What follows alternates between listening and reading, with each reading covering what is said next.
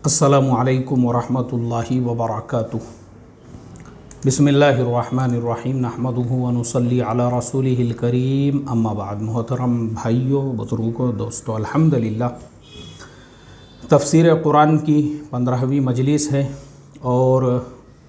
दो सूरतों की आज तफ़सीर बयान होंगी, सूरतुल हिज्र और सूरतुल कहफ़। सूरतुल हिज्र में अस्हाबुल हिज्र का वाक़िया और सूरतुल कहफ़ में अस्हाबुल कहफ़ का वाक़िया। दोनों वाक़ियात हम इंशाअल्लाह आज बयान करेंगे और वाक़े में भी ये दोनों वाक़ियात ईमान को तरोताज़ा करने वाले हैं, इसलिए पूरी फैमिली के साथ में हमारी पूरी तफ़सीर को आप लोग सुना कीजिए पूरे ध्यान से, तवज्जो के साथ में। शुरुआत करते हैं सूरतुल हिज्र से। देखो, सूरतुल हिज्र मक्की सूरत है, 99 इसके अंदर आयतें हैं और 6 रुकू है।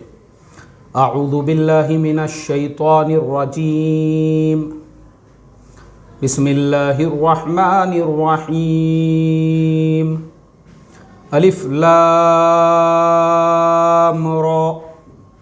तिल्का आयातुल किताबि व क़ुरआनिम मुबीन, रुब्बमा यवद्दुल्लज़ीना कफ़रू लौ कानू मुस्लिमीन। 14वां पारा जहाँ से शुरू होता है वहीं से सूरतुल हिज्र भी शुरू होती है।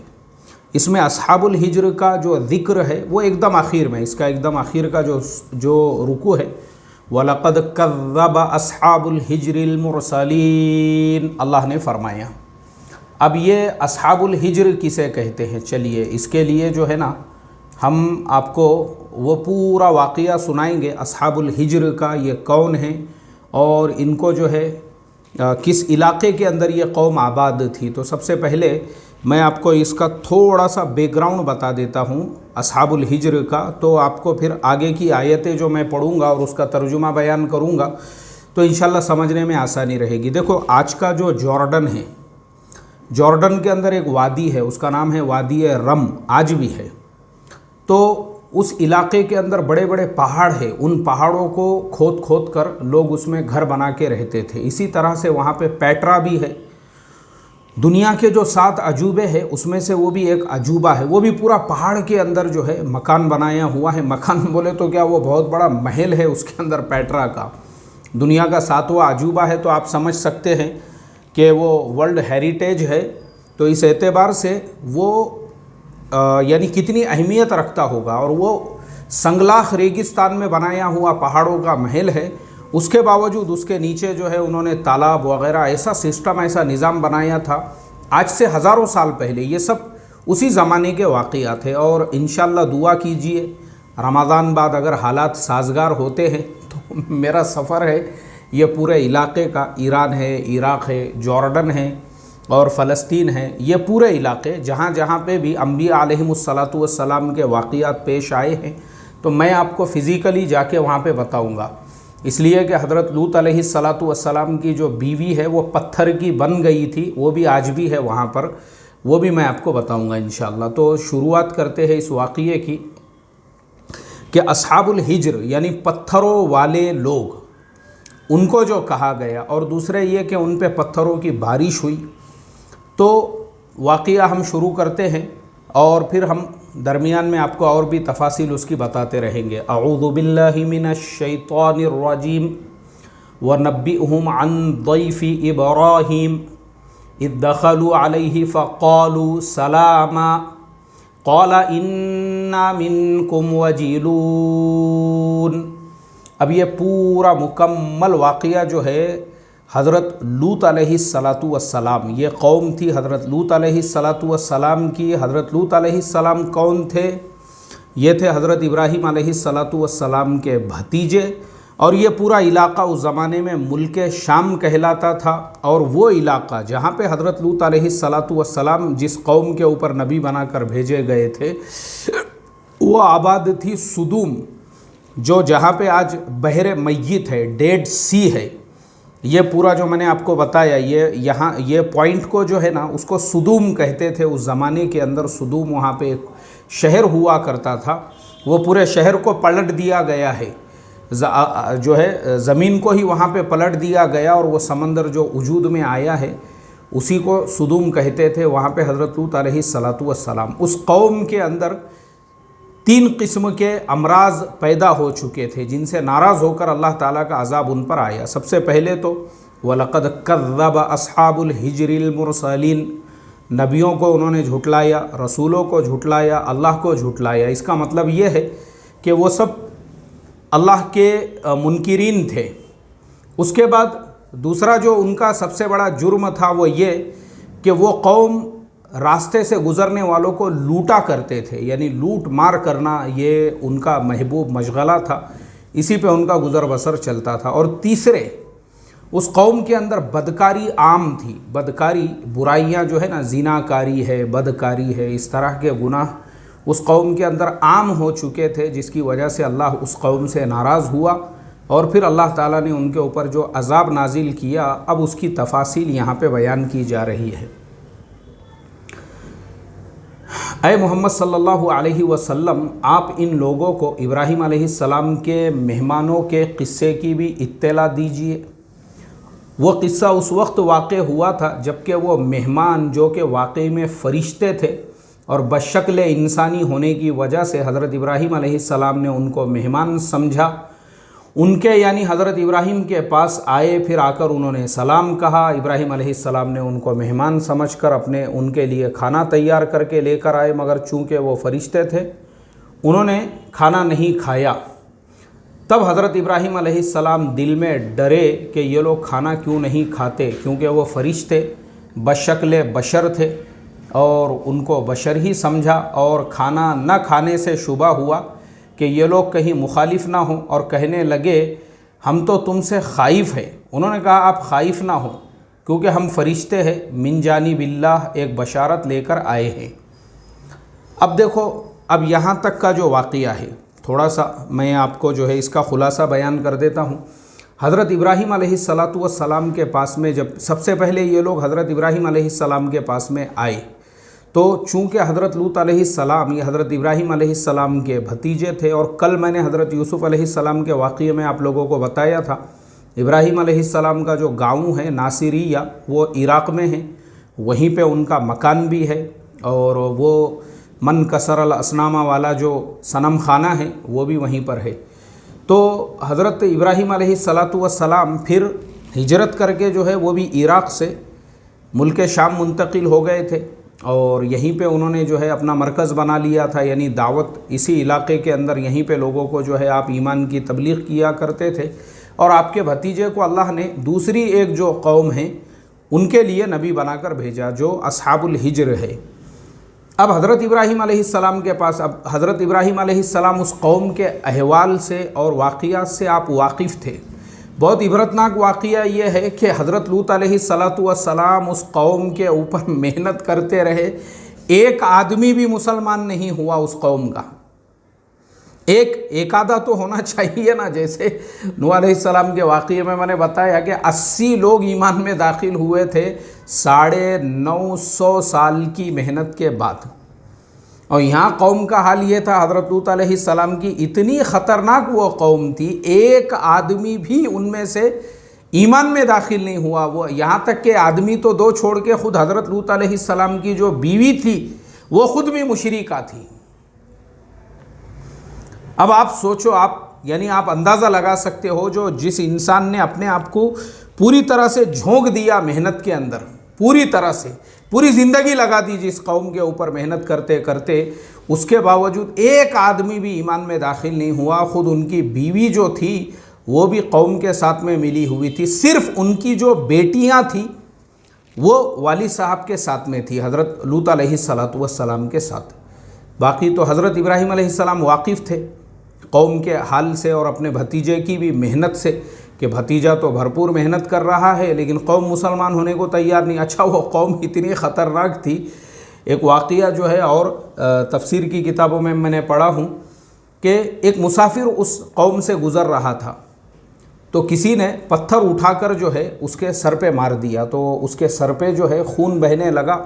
آدھے چہرے کے اوپر اس کے خون آ گیا۔ وہ پریشان ہو گیا اور پریشان ہونے کے بعد بادشاہ جو تھے اس زمانے میں وہ صدوم شہر کے، ان کے پاس میں وہ گیا یہ شکایت لے کر کہ آپ کے قوم کے ایک فرد نے میرے چہرے پہ پتھر مار دیا اور پتھر مارنے کی وجہ سے خون بہنے لگا اور میرا آدھا چہرہ جو ہے وہ لال ہو گیا۔ اب بادشاہ نے پتھر مارنے والے کو بلایا۔ پتھر مارنے والے نے یہ کہا، بولے بادشاہ سلامت، اصل میں یہ آدمی راستے سے گزر رہا تھا تو مجھے ایسا لگا کہ اس کے چہرے پہ ایک ڈیزائن بنانا چاہیے، جیسے ٹیٹو بناتے ہیں نا ہمارے زمانے میں۔ بولے میں نے سوچا اس کے چہرے پہ ایک ایسا ڈیزائن بنانا چاہیے، تو میں نے اس کے آدھے چہرے کو لال کرنے کے لیے ایک پتھر اٹھا کے اس کے سر پہ مارا، اس کا سر پھٹ گیا، اس لیے اس کا آدھا چہرہ لال ہو گیا، تو اب تھوڑا سا اس کے چہرے کا ڈیزائن چینج ہو گیا۔ اس لیے بولے بجائے مجھے سزا دینے کے اس کے اوپر آپ جرمانہ عائد کرو کہ میں نے جو اس کے چہرے پہ ایک ڈیزائن بنایا ہوں اس کی مجھے جو ہے فیس ادا کی جائے، اس کی مجھے قیمت ادا کی جائے۔ تو بادشاہ نے کہا بالکل صحیح بات ہے، ایک انسان نے جو ہے پتھر سے تیرے چہرے پہ ایک ڈیزائن بنایا تو اس کو تو نے پیسے دینا چاہیے۔ بادشاہ نے جب یہ حکم دیا اس نے سر کو ہاتھ لگایا اور اس نے ایک پتھر اٹھا کے بادشاہ کے سر پہ مار دیا۔ اس نے بولا بھائی تو نے 10 درہم اگر اس کو دینے کے لیے بولا ہے، میں نے تیرا سر پھوڑ دیا، 20 درہم تو مجھے دے، یہ بول کے وہ بادشاہ کے محل سے بھاگ گیا وہاں سے۔ تو وہ ایسی قوم تھی۔ تو ایک آدمی بھی ان میں کا جب ایمان میں داخل نہیں ہوا تو واقعہ یہاں پہ یہ بیان کیا گیا کہ وہ سارے فرشتے جب حضرت ابراہیم علیہ السلام کے پاس پہنچے، انہوں نے ان کے لیے کھانے کا انتظام کیا تو وہ کھانے سے انہوں نے جو ہے انکار کیا، تو یہ تھوڑا سا ڈرے کہ بھائی کیوں کھانا نہیں کھا رہے ہیں۔ تب انہوں نے کہا کہ ہم سب فرشتے ہیں، اور کہا آپ کو ایک فرزند کی بشارت دیتے ہیں جو بڑا یعنی نبی ہوگا، کیونکہ آدمیوں میں سب سے زیادہ علم انبیاء علیہ السلام کو ہوتا ہے۔ مراد اس فرزند سے حضرت اسحاق علیہ السلام ہے۔ دوسری آیتوں میں حضرت اسحاق کے ساتھ حضرت یعقوب علیہ السلام کی بھی بشارت ہے۔ ابراہیم علیہ السلام کہنے لگے کہ تم مجھ کو اس حالت میں بیٹے کی بشارت دیتے ہو، مجھ پر بڑھاپا آ گیا ہے، ایسی حالت میں مجھ کو کس چیز کی بشارت دیتے ہو؟ فرشتے بولے دیکھو ہم آپ کو حقیقت میں بشارت دے رہے ہیں بیٹے کے پیدائش کی، آپ نا امید مت ہو، آپ اپنے بڑھاپے پر نظر مت کیجئے، بلکہ آپ نظر کیجئے اللہ کی ذات پہ۔ جب اللہ نے کہا ہے آپ کو اولاد دیں گے تو آپ کو اولاد دیں گے۔ حضرت ابراہیم نے فرمایا بھلا اپنے رب کی رحمت سے کون نا امید ہوتا ہے بجز گمراہ لوگوں کے، یعنی میں نبی ہو کر گمراہوں کی صف میں نہیں جا سکتا ہوں۔ تو باقی اللہ کا وعدہ سچا ہے اور مجھ کو امید ہے کہ اللہ تبارک و تعالی کے اوپر مجھے کامل یقین ہے۔ اب فرشتوں کے آنے سے بشارت کے علاوہ بھی فرشتوں کے آنے کا اور کیا مقصد ہے؟ حضرت ابراہیم علیہ السلام نے یہ جاننا چاہا اور کہا اے فرشتوں، تو آپ نے جو ہے جب فرشتوں سے جب معلوم کرنا چاہا کہ بھئی تمہارا آنے کا یہاں مقصد کیا ہے، کیا مہم درپیش ہے تم لوگوں کو اے فرشتوں؟ فرشتوں نے کہا ہم ایک مجرم قوم کی طرف ان کو سزا دینے کے لیے بھیجے گئے ہیں، یعنی مراد حضرت لوط علیہ السلام کی قوم، مگر لوط علیہ السلام کا خاندان کہ ہم ان سب کو عذاب سے بچا لیں گے، یعنی ان کو بچنے کا طریقہ بتلا دیں گے، ان مجرموں سے علیحدہ ہو جائے بجز ان کی، یعنی حضرت لوط علیہ السلام کی بیوی کے، اس کی نسبت ہم نے تجویز کر رکھا ہے کہ وہ ضرور اسی مجرم قوم میں رہ جائیں گی اور ان کے ساتھ عذاب میں مبتلا ہوگی۔ پھر جب وہ فرشتے خاندان لوط کے پاس آئے تو چونکہ بشکل بشر تھے، اس لیے کہنے لگے تم تو اجنبی آدمی معلوم ہوتے ہو، دیکھیے شہر والے تمہارے ساتھ کیا سلوک کرتے ہیں، کیونکہ یہ اجنبی لوگوں کو پریشان کیا کرتے ہیں۔ انہوں نے کہا کہ نہیں، ہم آدمی نہیں بلکہ ہم فرشتے ہیں، آپ کے پاس وہ چیز یعنی عذاب لے کر آئے ہیں جس میں یہ لوگ شک کیا کرتے تھے، اور ہم آپ کے پاس یقینی ہونے والی چیز یعنی عذاب لے کر آئے ہیں۔ ہم اس خبر دینے میں بالکل سچے ہیں، سو آپ رات کے کسی حصے میں اپنے گھر والوں کو لے کر یہاں سے چلے جائیے اور آپ سب کے پیچھے ہو لیجیے تاکہ کوئی رہ نہ جائے یا لوٹ نہ جائے، آپ کے رعب اور ہیبت کی وجہ سے کوئی پیچھے مڑ کر نہ دیکھے جس کی ممانعت کر دی گئی ہے، اور تم میں سے کوئی پیچھے پھر کر بھی نہ دیکھے، یعنی سب جلدی جلدی چلے جائے، جس جگہ جانا ہے جانے کا تم کو حکم ہوا ہے اس طرف سب کے سب چلے جاؤ۔ اسی طرح سے وہ جگہ ملک شام ہے جس کی طرف ہجرت کرنے کا ان حضرات کو حکم دیا گیا تھا، اور ہم نے ان فرشتوں کے واسطے سے حضرت لوط علیہ السلام کے پاس یہ حکم بھیجا، صبح ہوتے ہی بالکل ان کی جڑ کٹ جائے گی، یعنی بالکل ہلاک و برباد کر دیے جائیں گے۔ فرشتوں کی یہ گفتگو وقوع کے اعتبار سے اس قصے کے بعد ہوئی ہے، جس کا ذکر آگے آ رہا ہے، لیکن اس کو ذکر کرنے میں اس لیے مقدم کر دیا کہ قصہ بیان کرنے سے جو بات مقصود ہے، یعنی نافرمانوں پر عذاب اور فرما برداروں کی نجات و کامیابی، وہ پہلے اہتمام کے ساتھ معلوم ہو جائے۔ اگلا قصہ یہ ہے کہ شہر کے لوگ یہ خبر سن کر حضرت لوط علیہ السلام کے یہاں، اب دیکھو ہم اب آتے ہیں ہمارے اس واقعے پر کہ جب یہ لوگ حضرت ابراہیم علیہ السلام نے جب معلوم کر لیا کہ یہ فرشتے جب ہے اور اولاد کی انہوں نے ان کو خوشخبری دی، تو کہا ٹھیک ہے، اولاد کی خوشخبری تو ٹھیک ہے، لیکن اور کیا، تمہاری مہم کیا ہے، کس لیے آئے ہو؟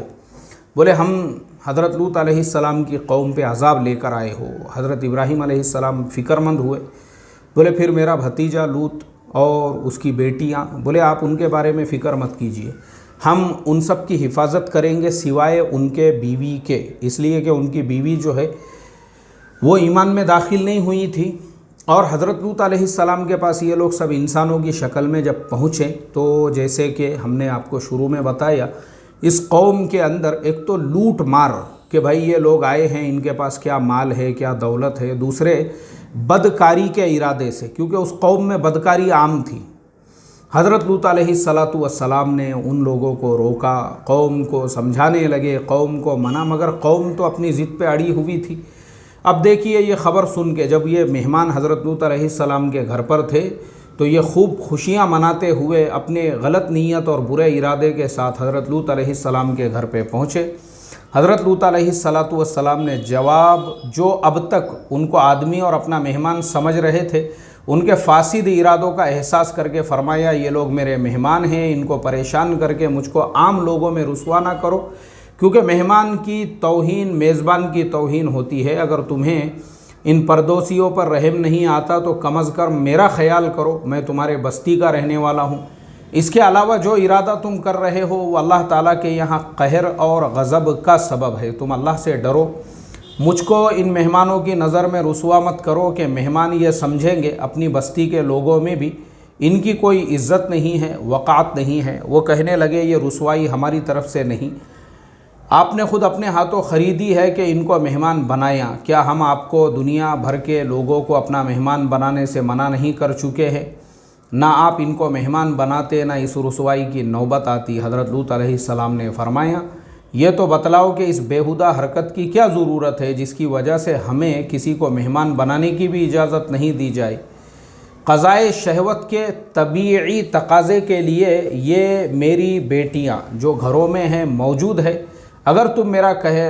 کہنا کرو تو شریفانہ طور پر اپنی عورتوں سے اپنا مطلب پورا کرو، مگر وہ کسی کی سنتے نہیں تھے۔ آپ کی جان کی قسم اپنی مستی میں مدہوش تھے۔ جب سورج نکلتے نکلتے ان کو سخت آواز نے دبایا، اور اس سے پہلے اب دیکھیے یہاں تک ہم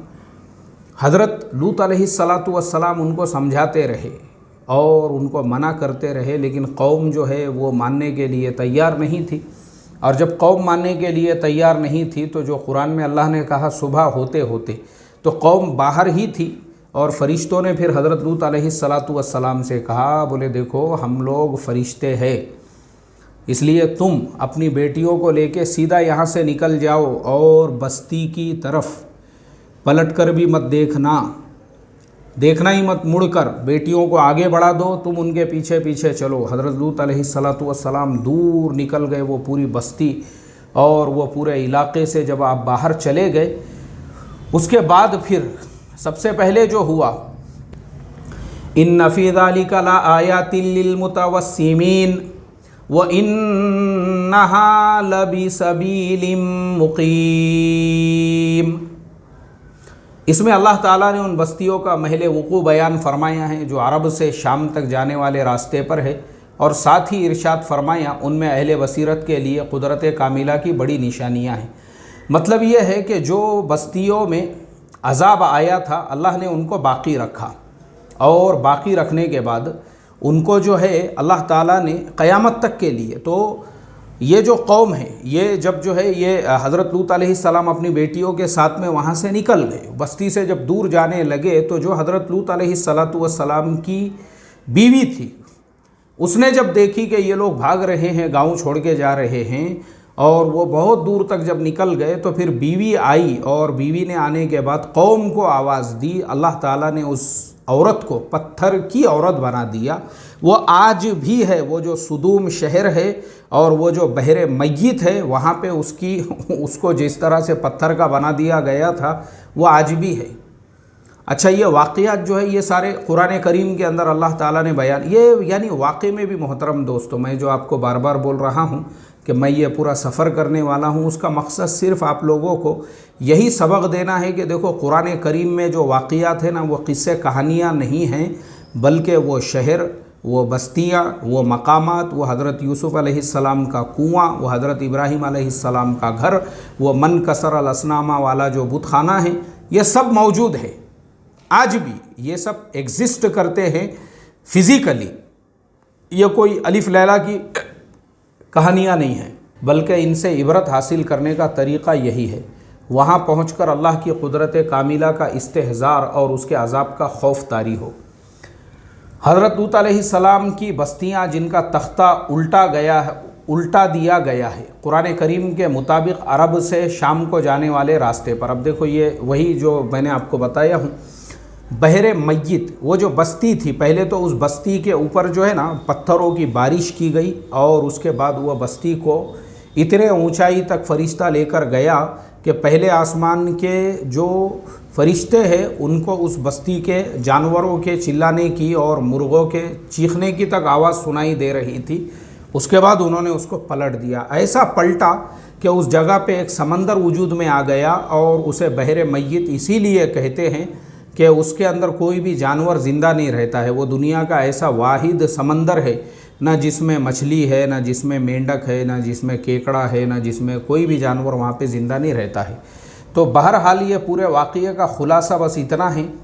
کہ دیکھو انسان نے جو ہے نا اللہ تبارک و تعالیٰ سے ڈرتے رہنا چاہیے، یہ سوچ کر کہ یہ جو ساری بستیاں ہیں جن کے اوپر اللہ تعالیٰ کا جو عذاب نازل ہوا ہے، کہیں گناہوں کی نحوست سے اللہ تعالیٰ کا عذاب ہمارے زمانے میں بھی جو ہمارے اوپر اللہ کے عذاب نازل ہو رہے ہیں اور جگہ جگہ پہ ہم ذلیل ہو رہے ہیں، خوار ہو رہے ہیں، اگر ہم تھوڑا سا غور کریں گے تو اس میں ہماری بدعمالیوں کو بہت بڑا دخل حاصل ہے۔ آج مسلمان قوم کے اندر بھی سود اور گناہ کبیرہ اور حرام کاریاں عام ہو چکی ہے،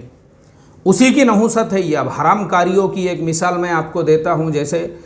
منگنی ہو گئی ہے کسی لڑکا لڑکی کی، تو آج کل وہ دولہا دلہن کی طرح سے عام طور پہ باہر گھوم رہے ہیں، پھر رہے ہیں، اور ایسی شادیاں بھی جو ہے آج کل مسلمانوں کی ہو رہی ہے، جس کے اندر جو ہے نا بڑے بڑے ایسے فلیکس یعنی بڑے بڑے اسکرین لگائے جا رہے ہیں، اور شادی کا دن ہے، ابھی نکاح ہوا ہے اور لڑکا لڑکی کے گانے چل رہے ہیں وہاں پہ، ہندی فلموں کے گانوں کے ساتھ میں وہی دولہا دلہن وہ شادی سے پہلے ہی جو ہے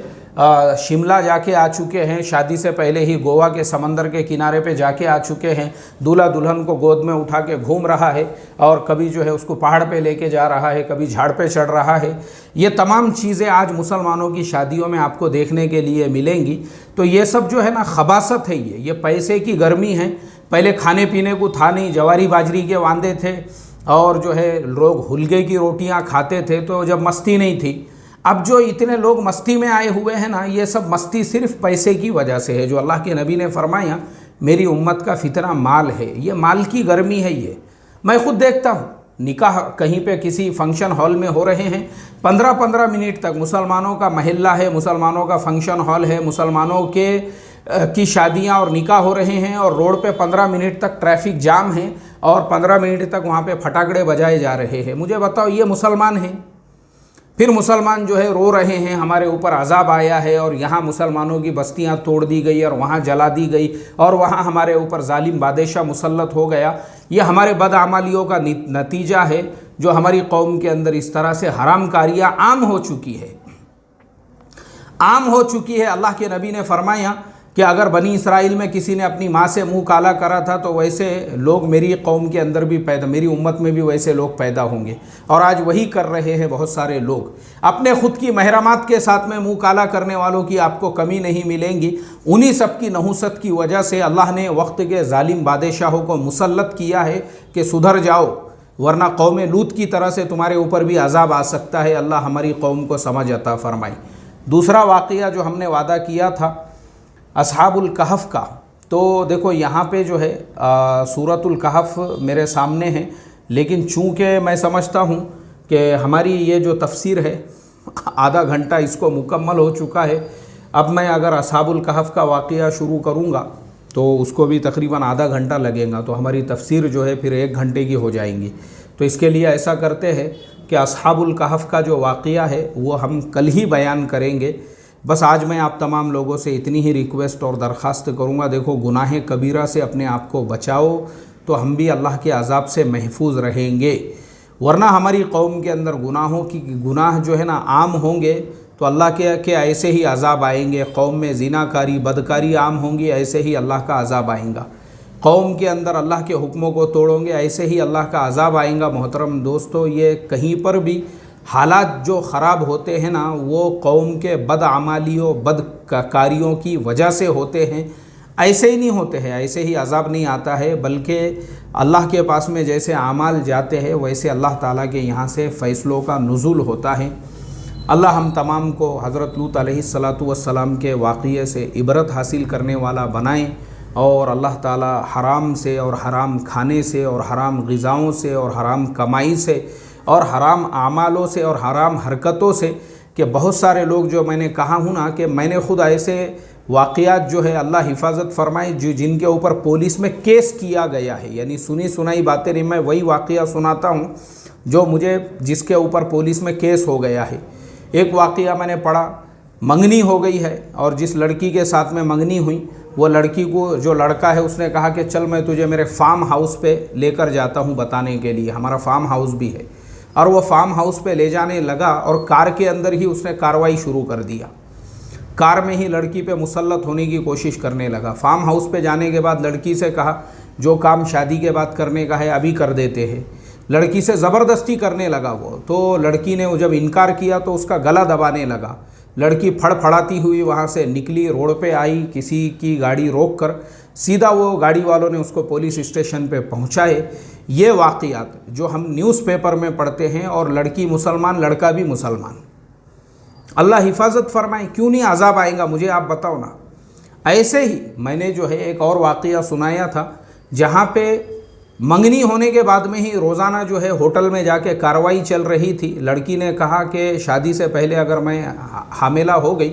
تو لوگوں کو پتہ چل جائے گا، تو لڑکے نے کہا کہ اچھا ایک کام کرتے ہیں، میرے پاس میں جو ہے کنڈوم تو نہیں ہے، تو لڑکی کے پاس میں فیوی کوئک تھا، وہ لڑکے نے جو ہے سب فیوی کوئک لگایا، جس کی وجہ سے اس کے جو ملٹیپل آرگنز ہے وہ فیل ہو گئے، اور کچھ دنوں کے بعد لڑکے کی موت ہو گئی۔ اس کی موت ہونے کے بعد پتہ چلا، جب پولیس نے پوری تحقیقات کی کہ یہ ہوٹل کے کمرے میں جو بے ہوش تھا تو اکیلا آیا تھا کیا، پتہ کیا CCTV میں دیکھنے کے بعد تو اس کے ساتھ میں ایک لڑکی بھی تھی۔ پھر لڑکی کو بلا کے تحقیقات کیا گیا، تب جا کے اس لڑکی نے کہا کہ ہم لوگ اس طرح کی حرکت کر رہے تھے اور روزانہ کر رہے تھے، وہ یعنی منگنی کے بعد میں ہی سب شروع کر دیے تھے انہوں نے۔ تو مجھے آپ بتاؤ، جس مسلمان قوم کے اندر منگنی کے بعد ہی یہ ساری حرکتیں اور شروع ہو جاوے، تو افسوس کی بات ہے ہمارے لیے، افسوس کی بات ہے ہمارے لیے۔ اللہ کا عذاب تو آنے ہی والا ہے، اللہ کا عذاب جو آج ظالم بادشاہ مسلط ہوئے ہیں، تو جو قوم زناکاری کو بدکاری کو بھی گناہ نہیں سمجھ رہی ہو، اور جس قوم کے اندر اس طرح کی چیزیں عام ہو گئی ہو، ان کے اوپر ہونے ہی والے ہیں وقت کے ظالم بادشاہ مسلط۔ تو اس لیے ہمارا کام یہ ہے ہم اپنی شریعت کی حدود میں رہے، حدود میں جو تقوی ہے، جو پرہیزگاری ہے، جو پردے کا اہتمام ہے، وہ ہماری ذمہ داری ہے۔ ایسے ہی سود کھانا ہے، حرام ایک دم عام، یعنی لوگوں نے اس کو گناہ ہی نہیں سمجھے سود کھانے کو، تو سود کا لینا دینا، سود کے قرضے وغیرہ، تو یہ ساری بیماریاں جس قوم کے اندر آئے گی ان پہ ظالم بادشاہ تو مسلط ہوں گے ہی۔ ایسے ہی معاملات کی خرابی ہے، ادھار لینا ہے، کھا جانا ہے۔ میں ہمیشہ بولتے رہتا ہوں کہ اچھے اچھے جو لوگوں کے نام پہ دین کے لیبل لگے ہوئے ہیں ان کے اوپر لوگوں کے کروڑوں روپیے ہے ادھار، اس سے 30,000، اس سے 50,000، اس سے 40، یعنی ایک آدمی بھی آپ کو مارکیٹ میں ایسا نہیں ملے گا جس کو پوچھے تو اس کے 10,000 نہیں ہوں گے اس کے اوپر۔ سب کے ادھار پیسے لے کے کھا کے بیٹھ گئے ہوئے ہیں، اور نام کے ساتھ میں لیبل لگے ہیں، اور مجلسوں میں بیٹھ کے دین کی بڑی بڑی باتیں ہو رہی ہے۔ تو یہ خباثتوں کی وجہ سے تمہارے میٹھے ماموں اور طوطے میاں بننے سے کوئی فائدہ نہیں ہے۔ اگر تمہارے معاملات صحیح نہیں ہیں، تم سود کھا رہے ہو یا تم لوگوں سے قرضے لے کے کھا رہے ہو، تو اللہ کا عذاب آنے ہی والا ہے۔ بس اللہ تعالیٰ سے یہی دعا کرتا ہوں، اللہ تعالیٰ ہماری قوم کو سمجھ عطا فرمائے، فہم عطا فرمائے، اور اللہ تعالیٰ ہم تمام کی ایسے گناہوں سے حفاظت فرمائے۔ السلام علیکم ورحمۃ اللہ وبرکاتہ۔